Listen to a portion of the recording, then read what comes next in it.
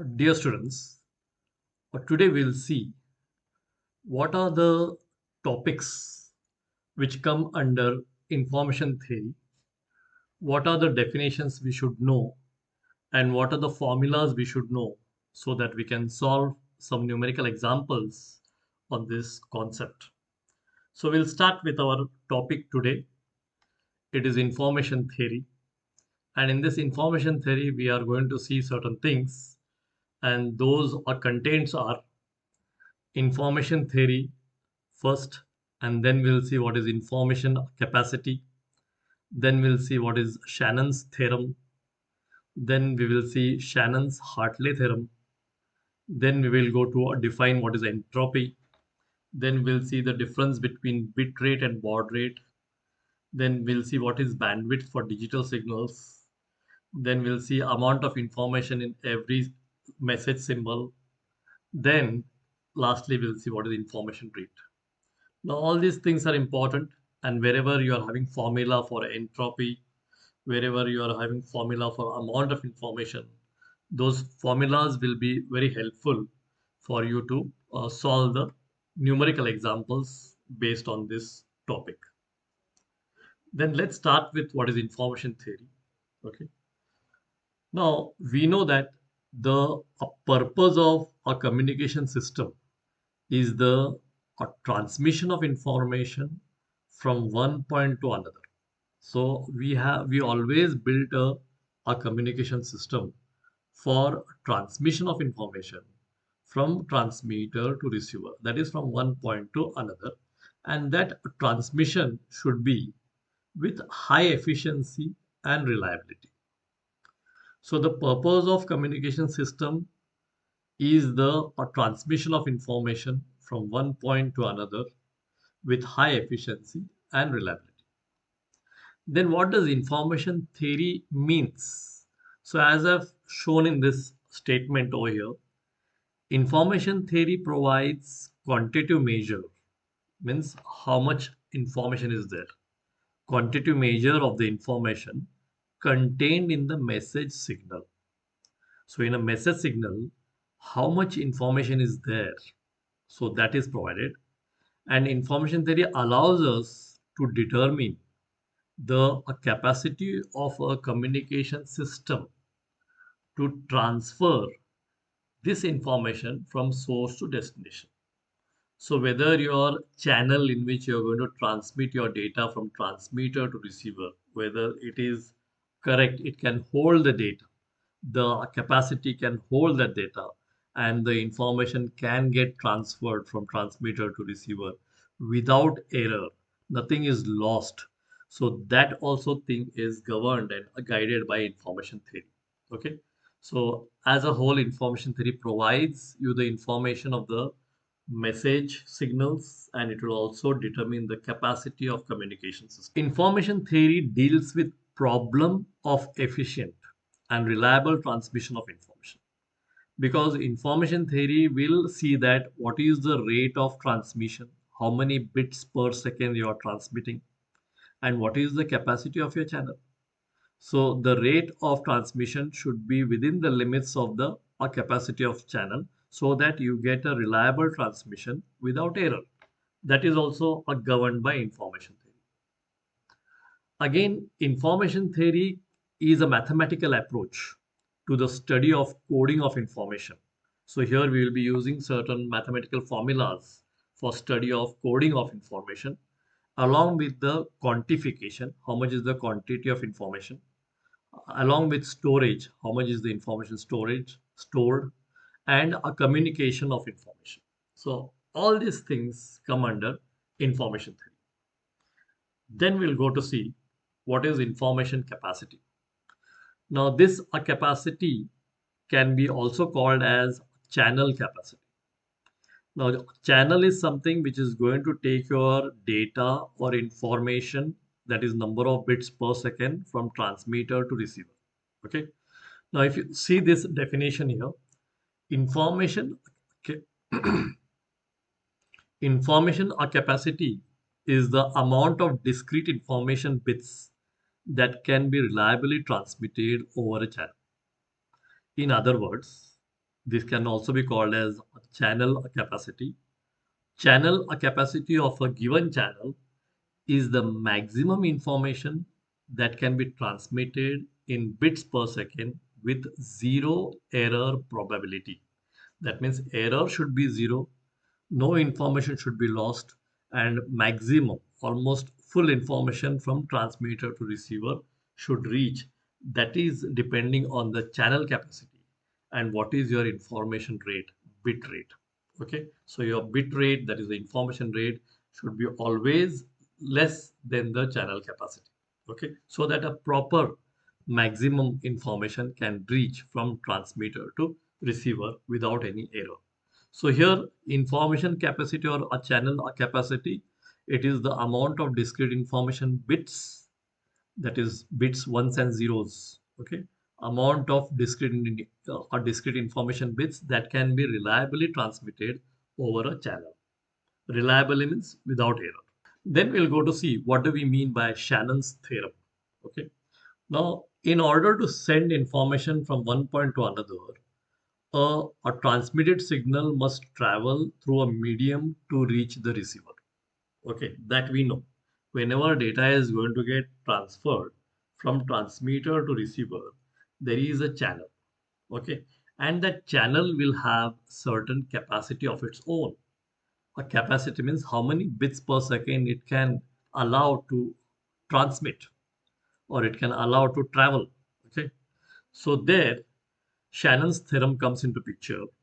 It states that for reliable communication, that is a communication without error, without losing any information, reliable communication is possible provided that the information rate R, where information rate is bits per second, is below a certain specific threshold called the channel capacity.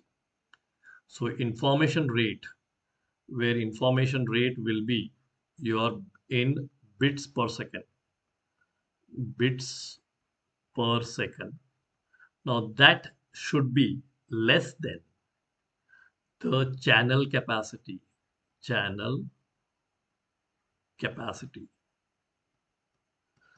So if this is maintained, then a reliable communication, that is communication without error, can take place from transmitter to receiver. So the a condition here is you should maintain information rate less than the channel capacity. If information rate becomes more than the channel or capacity, then what will happen at the receiver? It will increase the probability of error. So no useful information can be transmitted beyond the channel capacity. So if you want the reliable communication to take place, your information rate should be less than the channel capacity. Then we'll go to see what do we mean by Shannon-Hartley theorem. Now, Shannon-Hartley theorem is complementary to Shannon's theorem and it applies to a noisy channel. So it applies to a noisy channel. Now here, it states that the a channel capacity of a white band limited Gaussian channel. Okay. Now this is your additive noise, what you're going to add to the channel. And with that channel, what should be the relation of bandwidth, signal, and noise that is given in this Shannon-Hartley theorem, where it says the additive noise, because it is added to any noise that might intrinsic to the information system. It is called as white because it is referring to the idea that it has uniform power access, the frequency band for the information system. It is analogy to the color white, which has uniform emissions at all frequencies in the visible spectrum. So this word white has come into picture. It is a Gaussian because it has normal distribution in the time domain with an average time domain value, okay, of 0. That means this complete description, that is white Gaussian noise. Okay. So it is a noisy channel for which you are going to apply this theorem. Now, what does this theorem say?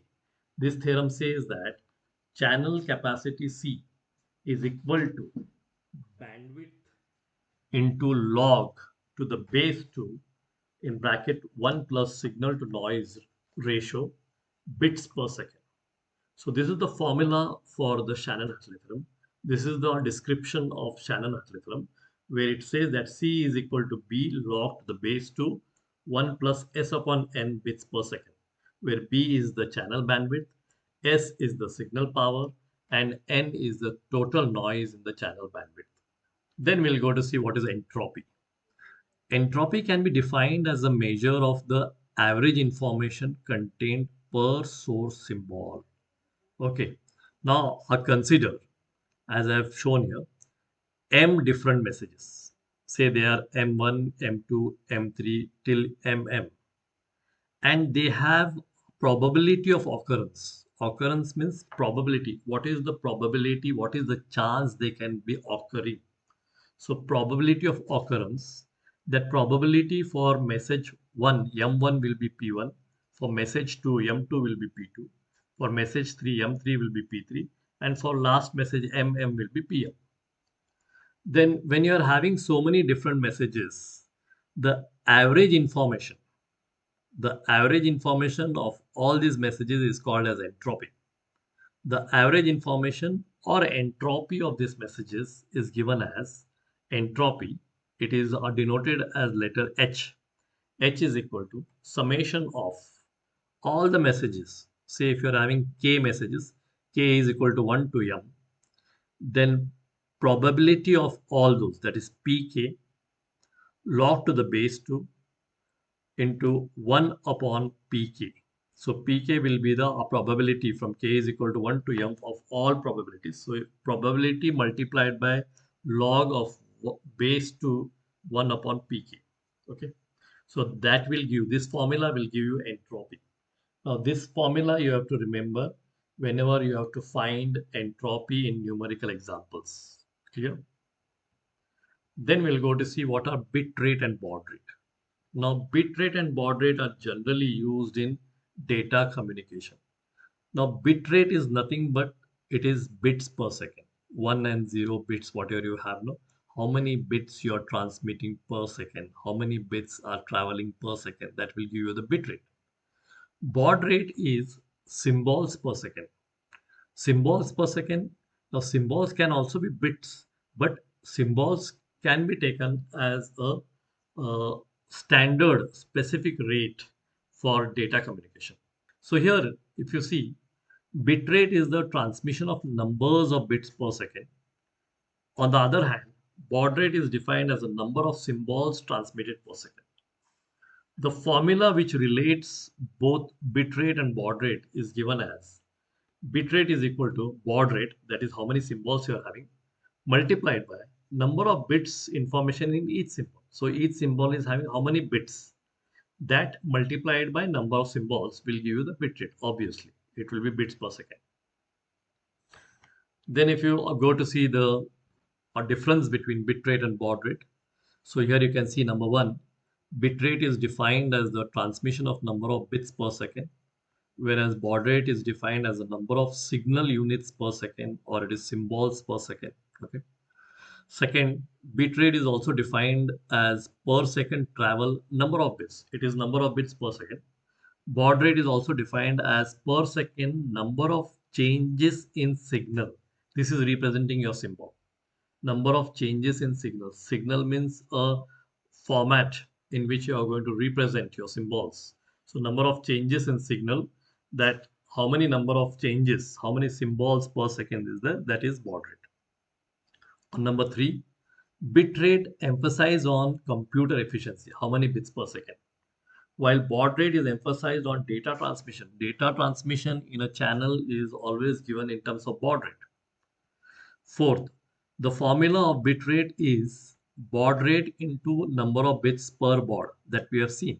That is symbols into the number of bits per symbol. The formula for baud rate is bit rate upon the number of bits per baud. This is then fifth one. Bit rate is not used to decide the requirement of bandwidth for transmission of signal, while baud rate is used to decide the requirement of bandwidth for transmission of signal. Okay, so this is again important. So these are the some are differences of bitrate and baud rate. Then we'll go to see what is bandwidth for digital signals. We have seen in our analog electronics what was the bandwidth for analog signals or the frequency response of amplifiers and all those things. But for digital signals, the bandwidth is defined as the data speed or rate measured in bits per second. Data speed or rate measured in bits per second will give you the bandwidth in case of digital signals. Then we'll go to see another important formula, what is amount of information.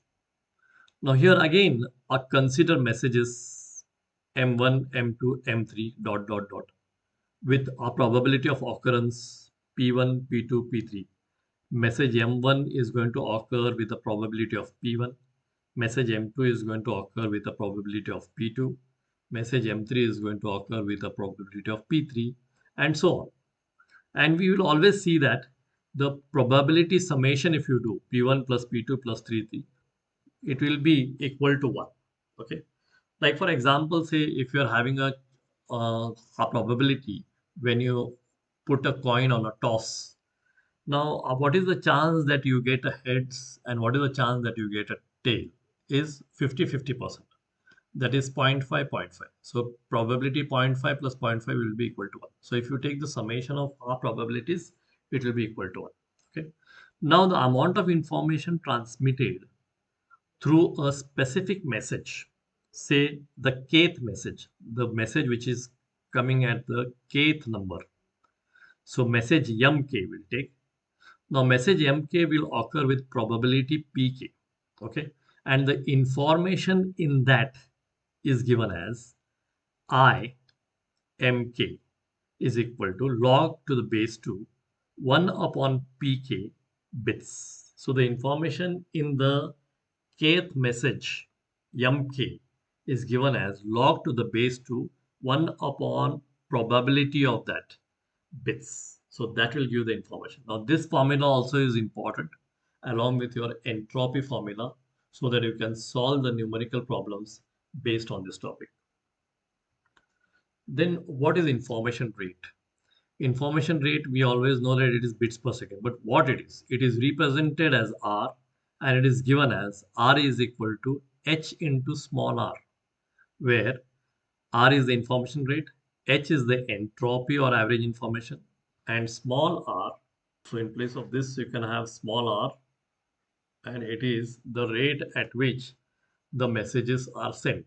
So R is equal to entropy into rate at which messages are sent. So that will give you the information rate. This formula also is important whenever you solve the numerical problems. So the formula for entropy, formula for amount of information, and formula for information rate. These three things you have to remember when you are solving the numerical examples based on information theory. Thank you, students.